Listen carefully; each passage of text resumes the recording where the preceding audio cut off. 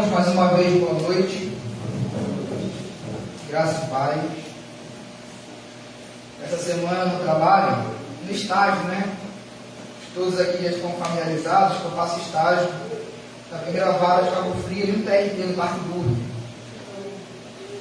E numa quarta-feira, dois funcionários públicos, né? Estavam falando muito bem da igreja, para não dizer o contrário, né? E tem um pastor que trabalha lá, né? O pastor da Batista de Sapetiba Mirim. E ele já falou comigo como que é um ambiente hostil. Pessoas que são muito contrárias ao pensamento de Deus. E assim, quando você pega uma pessoa ignorante, não tem nenhum conhecimento da história da igreja, é mais fácil. Mas quando você pega uma pessoa que é cheia de coxa de retalhos, e essa é uma das situações de um rapaz que está lá, de um senhor, na verdade. E ele começou a falar que o Lutero Calvino quis fazer aquilo e outro, a igreja hoje. O ensino de Jesus é uma coisa, a igreja é outra. É a igreja que proíbe o homossexualismo, não é Jesus. Onde tem Jesus nisso? Enfim, sabe aquela palavra de zombamento? Aí, hoje, quando a irmã Aparecida estava aqui falando, antes desse caminhão, da vontade da pastora de falar isso, fala o seguinte: vamos passar uma férias na mangueira? Vamos largar o ar-condicionado aqui, seu salário está muito bom, assessor de juiz. Vamos lá, tá passando, não, vamos fazer o seguinte, vamos ficar um dia lá de um fuzil, alimentando criança. Ou você quer ir para o sertão, no Ceará, dar sua vida? Porque assim, a pessoa é muito fácil fazer uma abstração e bater. Né? Mas quando entra no sol da igreja verdadeira, da igreja do Senhor, é uma coisa diferente. E assim, eu estava pensando nisso, né? Porque apesar disso, apesar do mundo nos odiar, a gente os ama. A gente os ama, né? E é belíssimo, o testemunho de missões só fortalece mais e mais a nossa fé e nos impulsiona a vivermos aquilo que o Senhor Jesus Cristo nos entregou para fazer. Louvado seja Deus por esses missionários que se dedicam e que vivem a obra do Senhor nesses campos, e por nós, a tua igreja, que fomos reunidos para sermos luz no nosso lugar. Pois bem, hoje é o domingo de ceia do Senhor, e como eu prometi, vamos dar uma pausa nas reflexões de João, e vamos ter 3 domingos nas ceias. Uma pregação que aponte para a ceia do Senhor. E hoje nós vamos ver Êxodo capítulo 12. No domingo da próxima ceia do Senhor, nós vamos ver um relato do Evangelho de Jesus. E o terceiro domingo nós vamos ver Paulo meio que sistematizando a ceia do Senhor na igreja de Corinto. E hoje nós vamos começar em Êxodo capítulo 12, porque é um capítulo fundamental para nós entendermos aquilo que o Senhor fez e a ceia que Ele instituiu. Êxodo capítulo 12, do 1 ao 14. A palavra do Senhor diz assim: Então o Senhor disse a Moisés e a Arão no Egito: De agora em diante, este mês será para vocês o primeiro do ano. Anuncia a toda a comunidade de Israel que no 10º dia deste mês, cada família escolherá um cordeiro ou um cabrito para fazer um sacrifício, um animal para cada casa. A família que for pequena demais para comer um animal inteiro deverá compartilhá-lo com outra família da vizinhança. O animal será dividido de acordo com o número de pessoas e a quantidade que cada um puder comer. O animal escolhido deverá ser um cordeiro ou um cabrito de 1 ano, sem defeito algum. Guardem bem o animal escolhido até a tarde do 14º dia do primeiro mês. Nesse dia, toda a comunidade de Israel sacrificará seu cordeiro ou cabrito ao anoitecer. Em seguida, tomarão um pouco do sangue e o passarão nos batentes laterais e no altar das portas das casas onde comer o animal. Nessa mesma noite, assarão a carne no fogo e a comerão acompanhada de folhas verdes amargas e de pão sem fermento. Não comerão a carne crua nem cozida.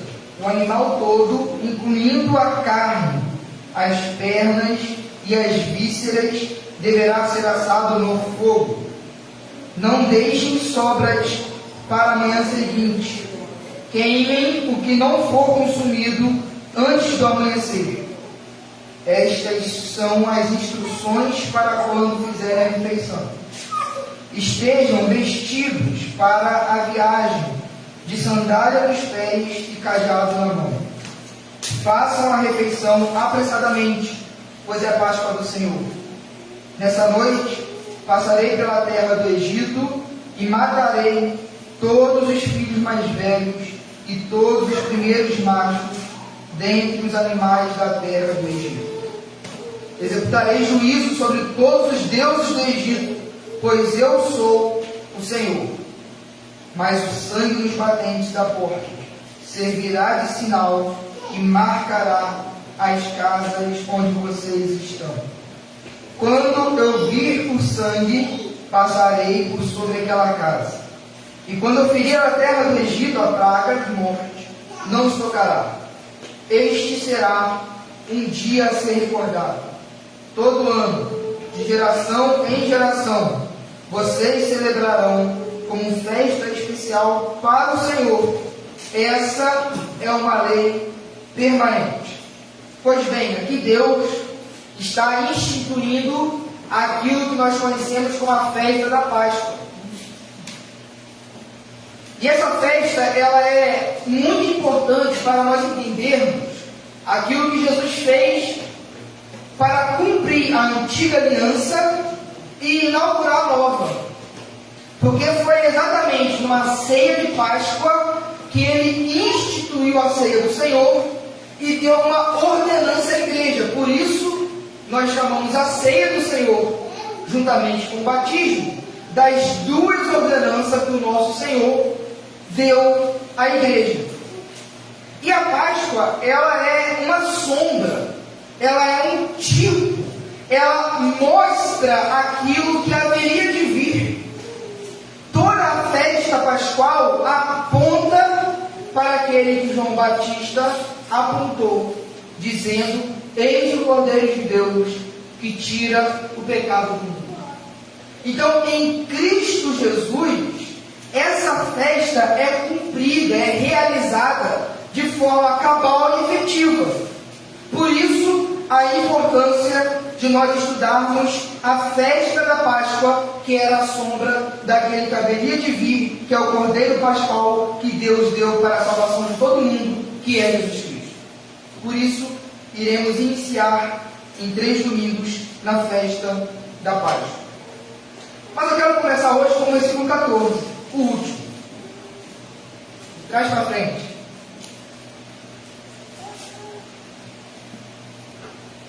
O versículo diz assim: este será um dia a ser recordado. Que dia, meus irmãos? A Páscoa. Todo ano, de geração em geração, vocês o celebrarão como festa especial para o Senhor. Essa é uma lei permanente.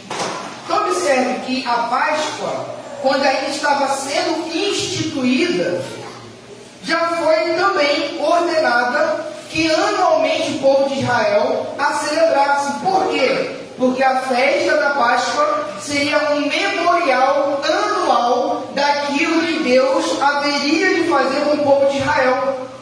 E o que o povo de Israel iria experimentar aqui nesse momento? O poder de Deus.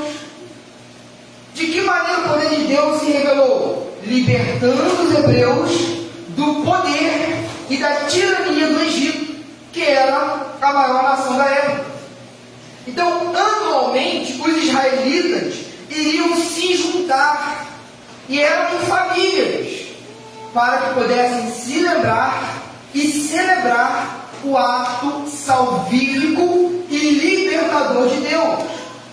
Então, olha a correspondência com a ceia do Senhor.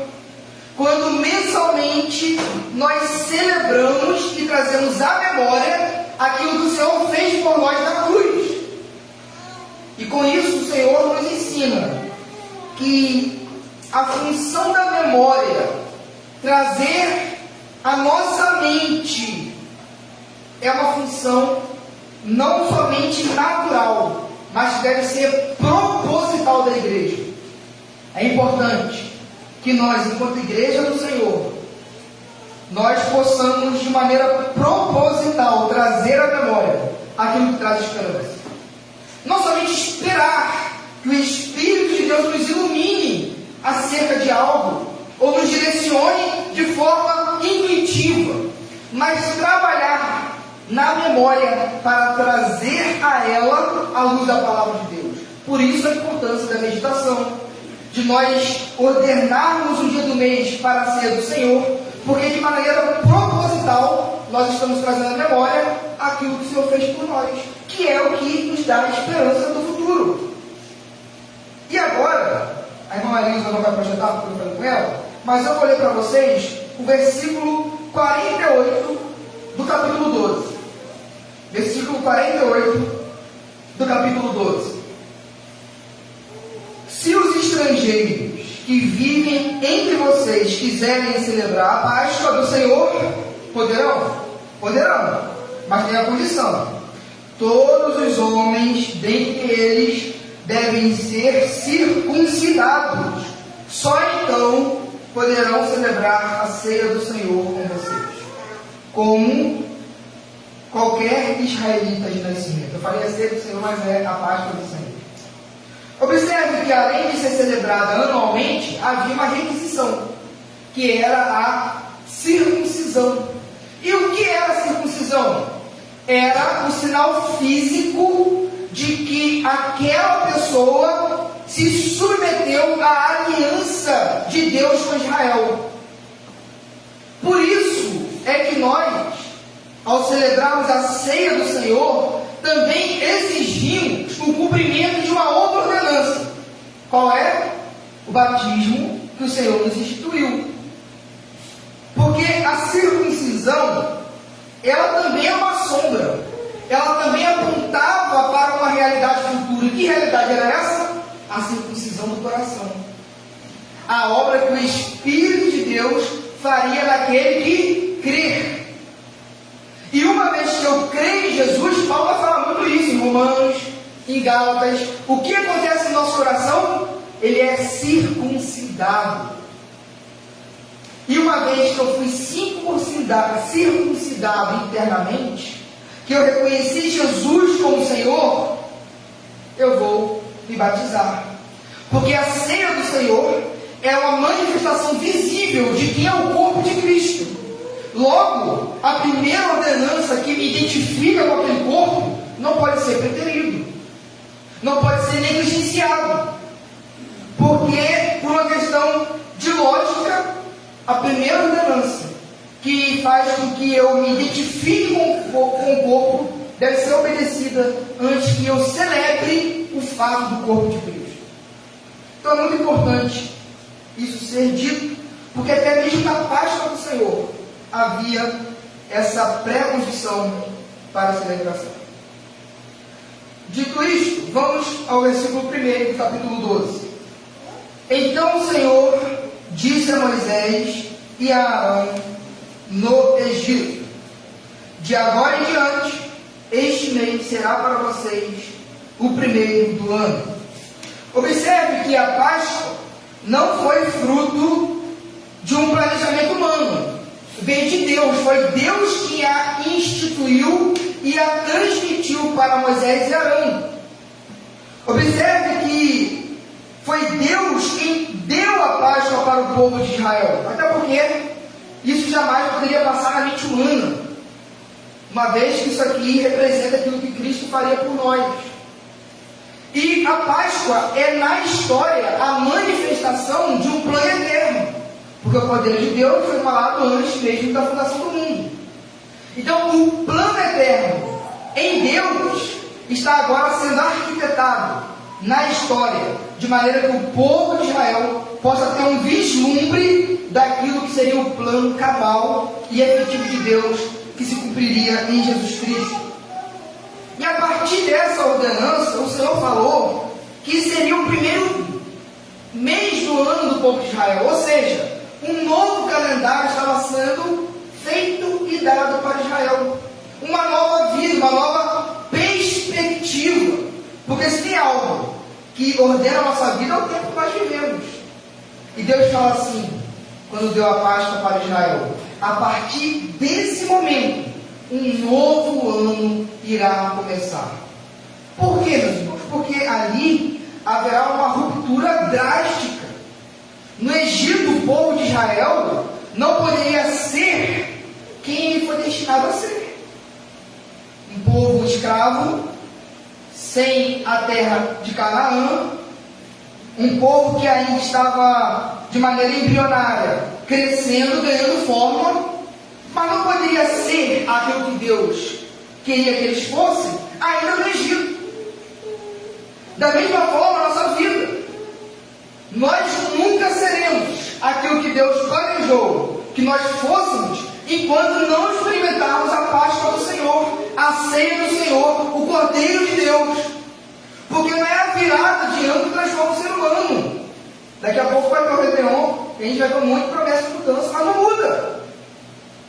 Não é a mudança de 2022 para 2023. É a experiência de se alimentar do poder de Deus que muda.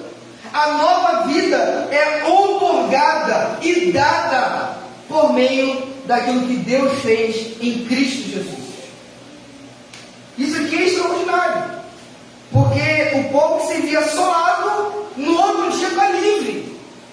Imagina como que é o coração desse povo no momento que ele sai do Egito. Tudo diferente. Tudo novo. Tudo com uma nova perspectiva. Já não havia mais chibata, dor, sofrimento. O poder de Deus se manifestando.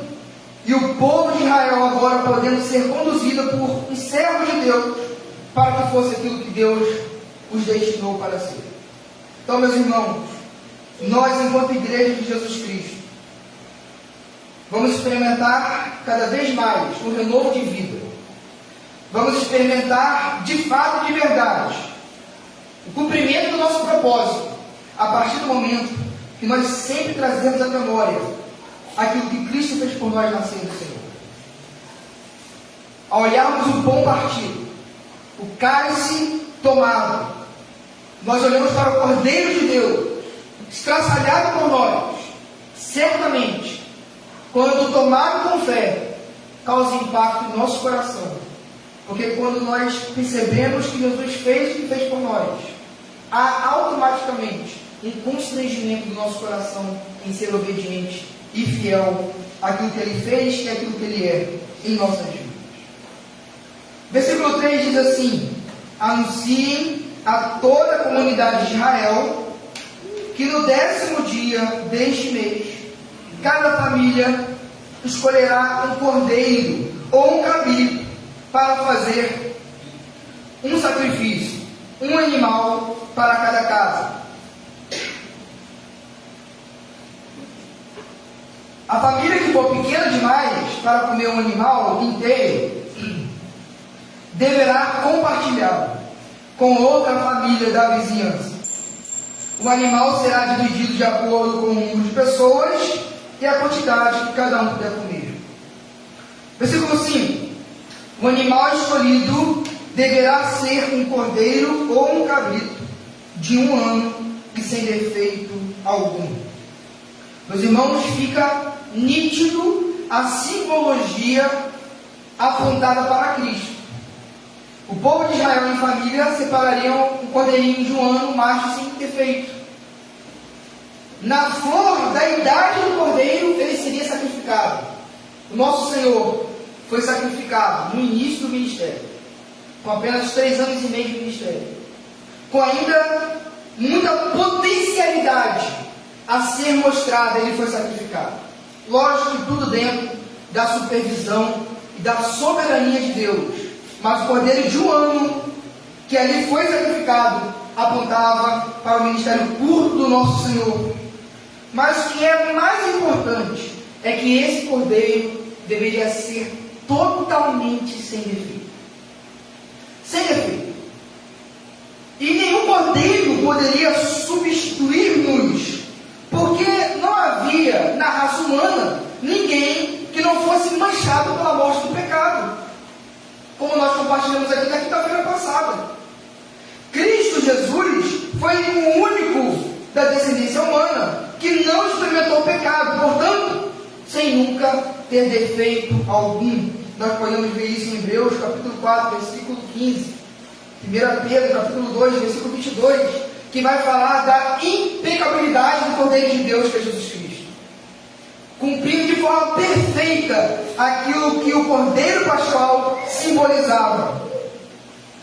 E agora, o que é interessante, no versículo 6 fala o seguinte: guardem bem um animal escolhido até a tarde do 14º dia do primeiro mês.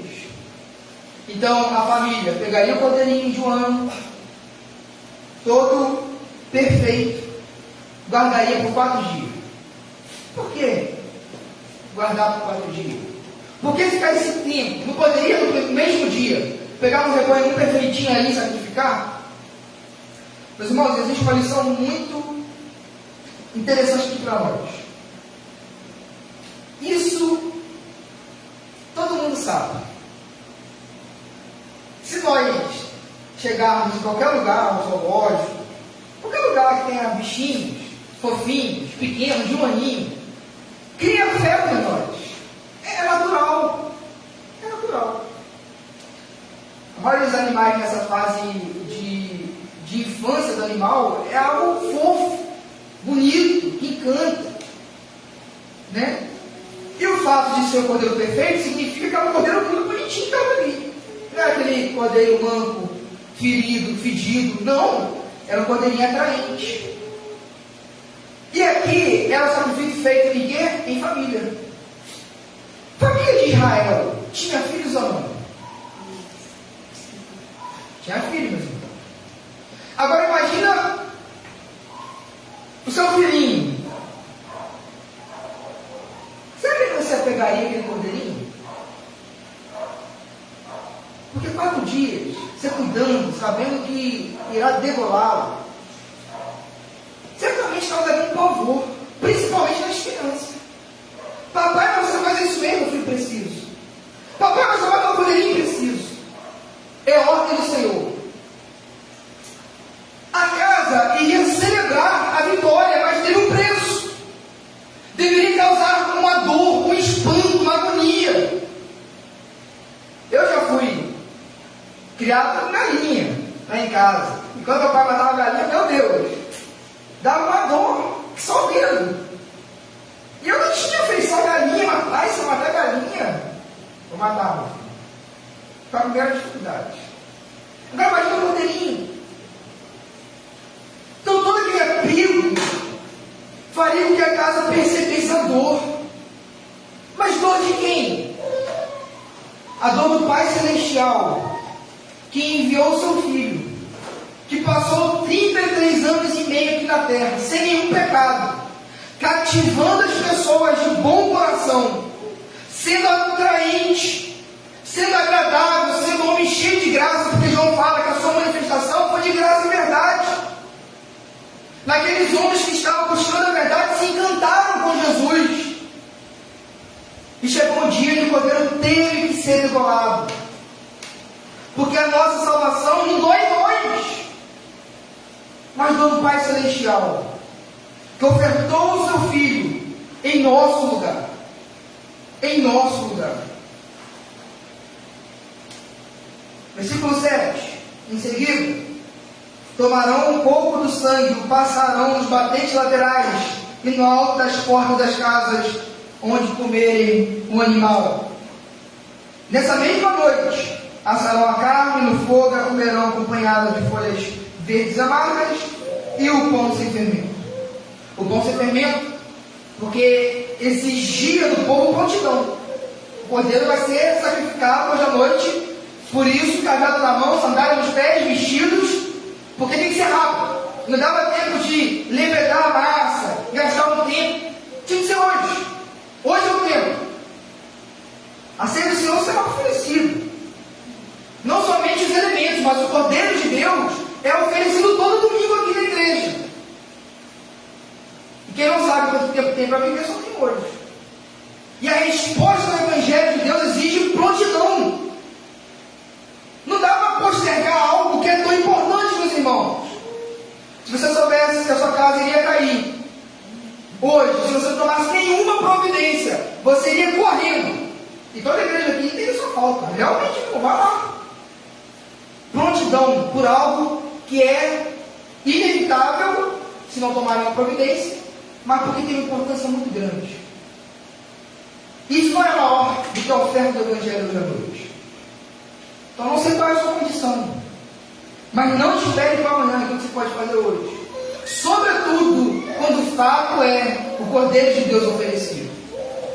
É mais amargas, porque o povo deve lembrar da dor que foi ser escravo no Egito.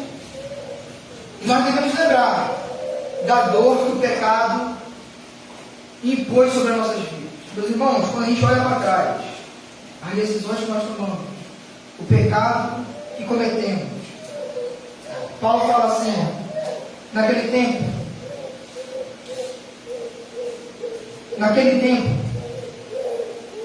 eu estou lembrando o versículo, fugiu, que resultado foi este? Naquele tempo, Deus pecado, que resultado foi este? Pega o resultado das suas decisões e olha, somente coisas das quais agora você se envergonha. Então nós devemos trazer memória aquilo que traz esperança, mas quando a gente olha para o pecado, qualquer atração do mundo, olha o que o pecado causou. A erva amarga era para que o povo de Israel, cada ano, não sentisse vontade de voltar para o Egito. E olha que o povo quis voltar várias vezes. É a luta da nossa carne diária, mas não vale a pena. Mas o que é muito interessante aqui, meus irmãos, é que no versículo 7 fala que eles deveriam tomar o sangue derramado e fazer o quê? Aplicar na porta. Era só matar o cordeiro? Não era só matar o cordeiro. Deveria ter aplicação do sangue do cordeiro naquela família, naquela casa. Então, meus irmãos, às vezes nós estamos nessa posição. A gente sabe que o sangue foi derramado, que o Cordeiro de Cristo foi morto. A cada domingo eu ouço isso. Cada crente que conversa comigo fala isso. Eu não consigo mais ouvir isso. O sangue está lá, disponível. Mas não surtirá efeito até que a gente aplique o sangue do Cordeiro na nossa vida. Até que a gente se aproprie da morte de Cristo. Nada está resolvido. Então essa é a informação que você me falou. Não é só saber, é experimentar o sacrifício de Cristo. Por isso que o símbolo do corpo e do sangue não poderia ser melhor. A gente mastiga o pão e bebe o cálice, entra em nós. Porque é necessário nós aplicarmos o sangue de Cristo em nossa vida. Caminhando para o final.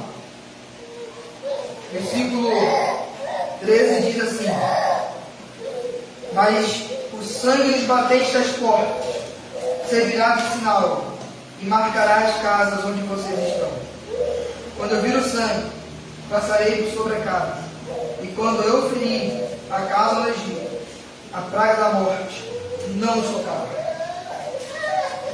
O pão e o cálice representam o corpo de Cristo trespassado por nós. É isso que significa. Cristo experimentou a morte. E por causa da morte que Cristo experimentou, e por causa da aplicação que nós fazemos do seu sangue sobre nós, a morte não tem poder mais sobre a sua igreja.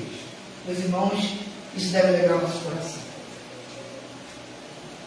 Se a praga do Egito hoje viesse sobre o baixo grande, você não seria tocado. Porque o sangue de Jesus foi aplicado sobre a sua vida. Havia morte em todo o Egito. A diferença era que enquanto os egípcios choravam os seus primogênitos, os israelitas não precisavam, porque os seus filhos foram substituídos. Houve pranto, morte, dor, choro, mas os israelitas olhavam para o seu filho, para o seu primogênito. Talvez Deus, será que esse sangue aqui realmente foi eficaz? E quando houve os choros, todo mundo olhou para o seu primogênito nem está respirando. O alívio. Não porque havia mérito na família, mas porque o filho foi substituído. substituídos pelo Cordeiro de Deus, nós não experimentaremos mais a segunda morte, que é a separação eterna de Deus. Que é a separação eterna de Deus. Não por mérito, não porque aquela família era extraordinária, perfeita e muito bela, mas porque o sangue de Jesus, o sangue do Cordeiro, foi aplicado naquela casa. Meus irmãos, isso deve nos trazer a reflexão. Isso deve nos mover em direção a essa análise que Paulo fala em 1 Coríntios 11. Mas ao mesmo tempo, se você já confessou Jesus Cristo, ceiar, celebrar a ceia do Senhor, deve ser algo muito glorioso. Não pode ser simplesmente só um rito. Senão a gente cai naquilo que a gente condena os fariseus, que viviam cheios de ritos, mas sem vida. Nós precisamos trazer a consciência de que os elementos, não por si só, porque eles são memorial, traz à memória aquilo que o Senhor fez em nosso favor. Sofreu a nossa morte, fomos substituídos, e agora já não experimentaremos mais o domínio do pecado e da morte. O Cordeiro Pascual é a solução para a sua vida, meu irmão. 1 Coríntios 5,7 vai falar que Cristo é a nossa paz. Cristo é a nossa paz. A solução para a sua vida, para a minha vida, para o mundo, é o Cordeiro de Deus. E assim como tinha orientação para que uma família chamasse outra para celebrar a ceia, é isso que a igreja faz em missões. Chamar nossos vizinhos, a família que nós conhecemos, para celebrar a ceia do Senhor, para aplicar o sangue do Cordeiro na vida deles, e eles poderem vir aqui conosco, comer do pão e beber do cálice, simbolizando aquilo que Cristo é por nós. Amém, meus irmãos?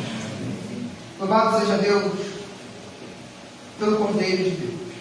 Vamos então nesse momento celebrar a ceia do nosso Senhor. Eu vou descer. Eu quero chamar aqui a diaconisa Odete e o diácono Castilho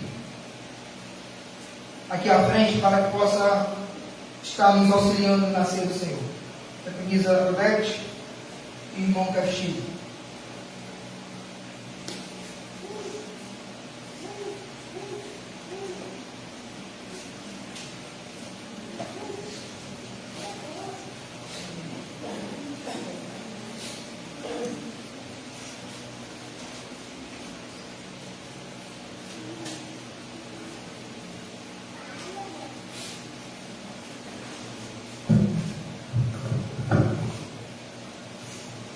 Nossa irmã Odete, para que esteja fazendo uma oração antes de nós louvarmos e distribuirmos os elementos da ceia do Senhor. Senhor nosso Deus, nosso Pai, que está no céu, obrigado, Deus, por este momento, Deus, que a tua igreja, Senhor, está reunida, Deus, aqui em culto, Pai. Te agradecemos, Deus, já pela palavra, Deus, que foi ministrado, Deus. Já foi falado, Deus, sobre a ceia do Senhor, Pai. Muito obrigada, Senhor, por este momento, Deus, tão solene, Deus, em que Cristo, Deus, morreu por cada um de nós, Deus. Deu a sua vida, Deus, em resgate, Deus, dos nossos pecados, Senhor. Derramou seu sangue por nós, Pai. E é isso, Deus, que significa, Deus, o cálice, Deus, significa, Pai, o sangue de Cristo derramado na cruz do Calvário, Senhor. E o pão, Deus, significa, Senhor, o corpo de Cristo, Pai, também derramado, Senhor, na cruz, Deus, em nome de Jesus, Senhor. Nós glorificamos o nome do Senhor, Pai, porque nós servimos esse Deus tão maravilhoso, Pai. Em nome de Jesus, Senhor, o teu nome será exaltado, glorificado por cada um de nós, Pai.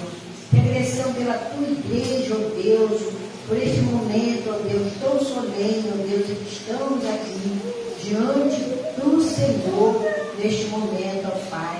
É isto, Deus, que nós pedimos e glorificamos, ó Pai, o nome do Senhor por tudo, ó Deus, por tudo quanto o Senhor tem feito em nossas vidas, ó Pai. Nós te louvamos e gratos nós somos, ó Pai, porque o Senhor é conosco, ó Pai, e nós reconhecemos, ó Pai, o sofrimento do Senhor Jesus, o amor de Deus, ó Pai, em nossas vidas, ó Deus. É isso que nós te pedimos em nome de Jesus. Amém. Amém. Meus irmãos, a ceia do Senhor, para aquele que creu no Cristo, foi batizado, se identificando com a igreja de Cristo, e para aquele que está em comunhão com o corpo do Senhor. Para facilitar a distribuição dos elementos, eu peço para aqueles que estão aptos a ceia do Senhor, fique de pé, para que possamos celebrar o nosso Deus com esse memorial. Nossos irmãos vão distribuir os elementos, irmão Odete, irmão Castilho, e nós vamos estar cantando o cantor cristão 142 com Davi.